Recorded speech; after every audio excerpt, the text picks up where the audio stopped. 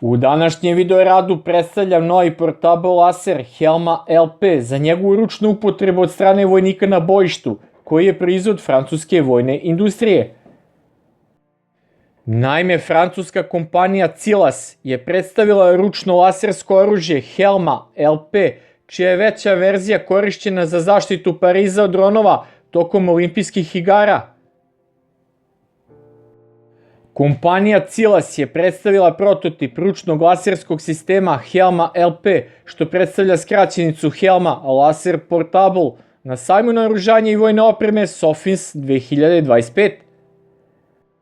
Ova laserska puška je privukla veliku pažnju zbog svog karakterističnog izgleda i dizajna, koji podsjeća na izmišljeno oružje čestica iz serijala filmova Ratova zvezda i drugih popularnih hollywoodskih blockbustera. Međutim, ovo je stvarno i upotrebljivo oružje zasnovano na većem laserskom sistemu Helma P, koja je 2024. godine upotrebljeno da zaštiti nebo iznad Pariza tokom olimpijskih igara, da bi se suprotstavilo bilo kakvim letelicama iz vazduha. Nova prenosiva verzija Helma LP je dizajnirana da uništi uglavnom statične ciljeve kao što su platnene cerade, razna elektronska oprema i optički uređaji protivnika. Takođe treba dodati da, iako kompanija eksplicitno ne kaže da njihov sistem može da obara dronove zbog očiglednih problema sa zadržavanjem laserskog zraka u jednoj tački na meti koja se kreće, praksa pokazuje da bi čak i kratkotrajno izlaganje laseru trebalo da bude dovoljno da zaslepi optiku drona i eventualno istopi zaštitno staklo kamere, koja je najčešće napravljena od plastike. Tako zanimljiv efekat koji jeftine dronove čini bespomoćnim čak i protiv lasera male snage, primećen je tokom demonstracije lasera Gökberg C-UAS laserskog sistema turske kompanije Aselsan. Tada je prilično kratko izlaganje laserskom zraku efikasno neutralisalo dron bez njegovog kompletnog uništenja. Prenosivi laser Helma LP može da pogodi mete na udaljenosti od 300 do 500 metara, a tipično vreme angažovanja od 5 do 15 sekundi. Snaga ovog prenosnog lasera, iako nije navedena, očigledno je značajno inferiorna u odnosu na stacionarnu varijantu.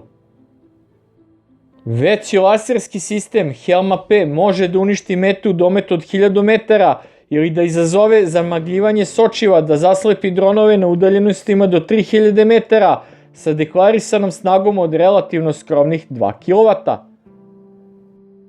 Manji laserski sistem Helma LP se sastoji od samog laserskog oružja, 2 kabla i ranca sa baterijama ukupne mase 15 kg.